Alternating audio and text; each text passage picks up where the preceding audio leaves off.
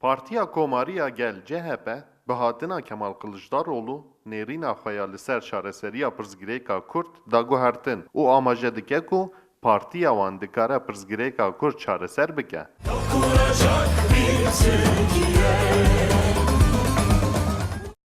Ji bo vê yekê jî CHP li Bakurê Kurdistanê xebatên xwe yên hilbijartinên heftê Hezîranê didomîne.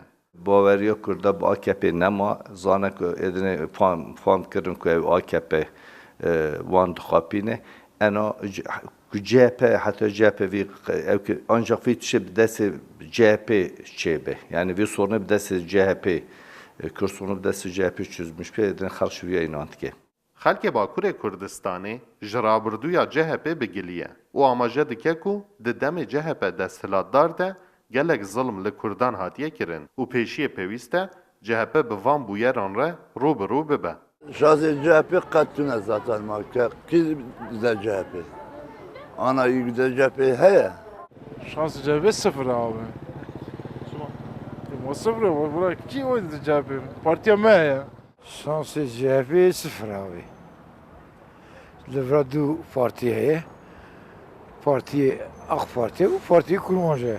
Varımızın şansı CHP hiç tüneyi. Partiya Komariya Gel CHP di hilbijartinên herî dawiyên parlamentoyê yên 2011 de li Amedê 15,222 deng wergirtibû û rêjeya dengê partiyê jî ji sedê di 2,17 bû.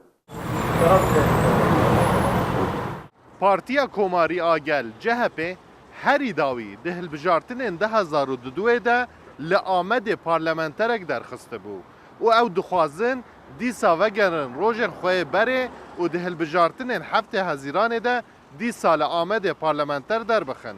Mayrûksel, Rûdaw, Amed.